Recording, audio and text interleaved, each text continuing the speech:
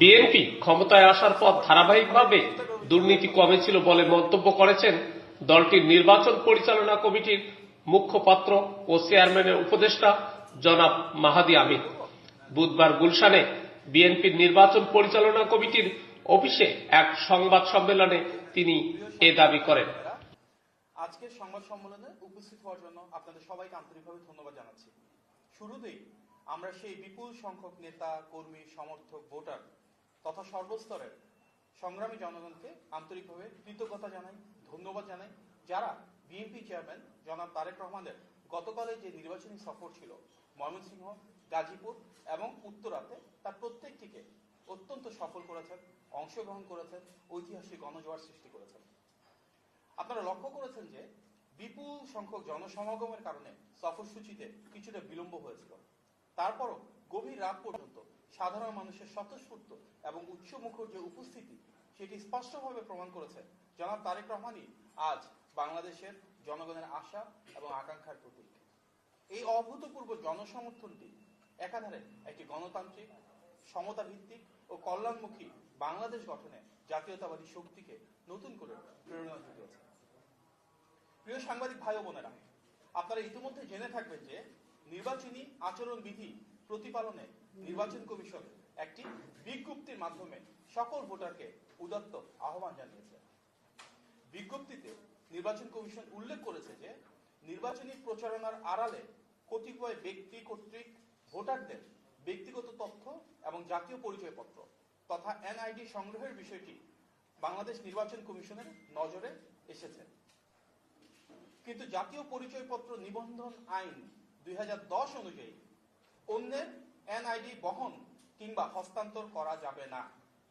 এছাড়া সংসদ নির্বাচনে রাজনৈতিক দল ও প্রার্থীর আচরণ বিধিমালা 2025-এর বিধি 4 অনুযায়ী কোন রাজনৈতিক দল, প্রার্থী কিংবা তার পক্ষে অন্য কেউ নির্বাচনী এলাকায় বসবাসকারী ব্যক্তি, গোষ্ঠী বা প্রতিষ্ঠানে কোনো প্রকার চাঁদা, অনুদান বা উপহার প্রদান করতে বা প্রদানের প্রতিশ্রুতি দিতে পারবেন না। এসব কার্যক্রম অনুযায়ী বিধি অনুযায়ী শাস্তিযোগ্য অপরাধ। নির্বাচন কমিশন সকল নাগরিক ও সংগঠনকে উল্লিখিত অবৈধ কার্যক্রম থেকে বিরত থাকার আহ্বান জানিয়েছে। নির্বাচনী আচরণ বিধির লঙ্ঘন একটি শাস্তিযোগ্য অপরাধ। নির্বাচন আচরণ বিধি সবাই যেন মেনে চলেন, সুষ্ঠু নির্বাচনে সবাই যেন সহযোগিতা করেন, সেটি আমাদের কামনা। আমরা নির্বাচন কমিশনের এই উদ্যোগকে ইতিবাচকভাবে দেখছি এবং এই বিষয়ে তাদের কর্মযজ্ঞ অব্যাহত রাখার আহ্বান জানাচ্ছি। প্রিয় সাংবাদিক ভাই ও বোনেরা, আমরা লক্ষ্য করছি একটি নির্দিষ্ট দলের শীর্ষ পর্যায়ের নেতারা নতুন করে পতিত ফ্যাসিবাদের মতন করে পুরনো মিথ্যা ও প্রতারণামূলক দুর্নীতির বিশ্ব চ্যাম্পিয়ন বয়ান প্রচারের দায়িত্ব গ্রহণ করেছে।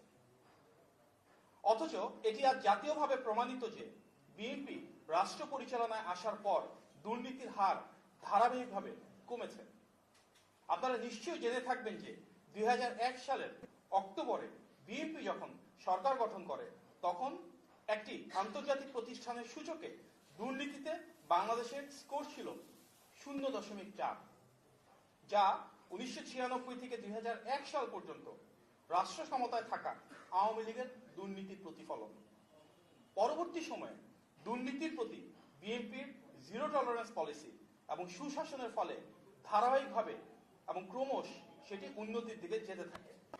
সর্বশেষ বিএনপি 2006 সালে রাষ্ট্র পরিচালনা থেকে চলে যাওয়ার সময় সেই স্কোর ধারাবাহিকভাবে বেড়ে 2-এ উন্নীত হয়।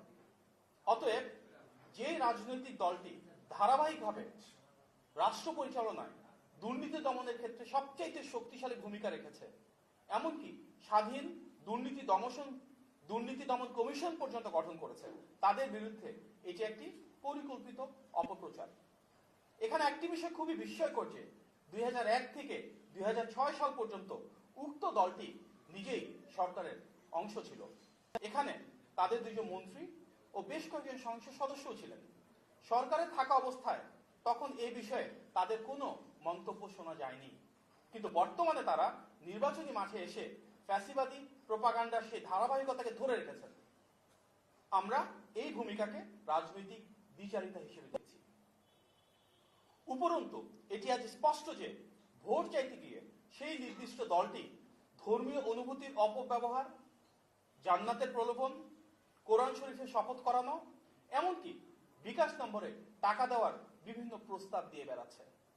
ফলে যারা নিজেরাই টাকা দিয়ে ভোটারদের ভোট কেনার চেষ্টা করছে, আবার তারাই যখন দুর্নীতির গল্প শোনাচ্ছে, সেটি তাদের তথাকথিত সততাকে প্রশ্নবিদ্ধ করছে।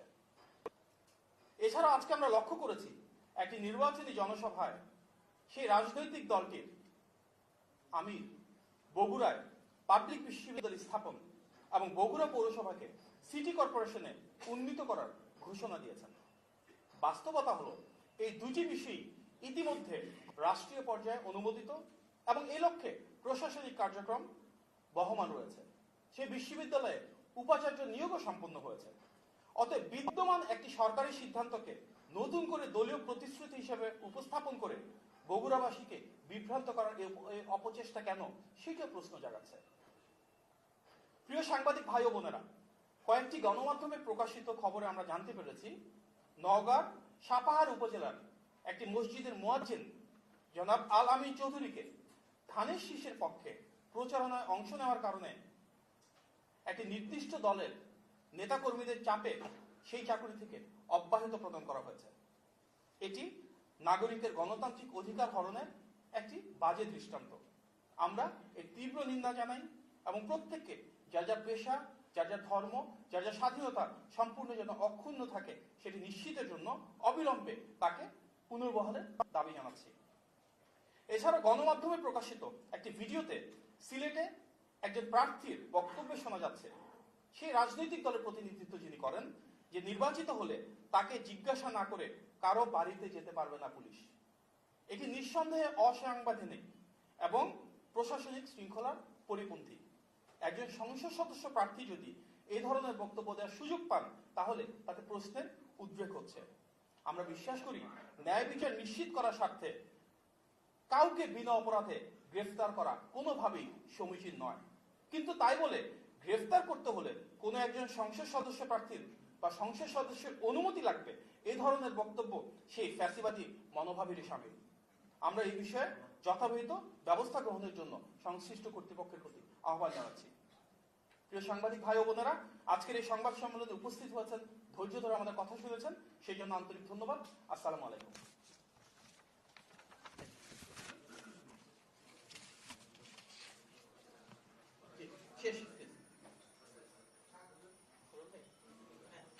একটু স্নেক্স আছে আপনার প্লিজ।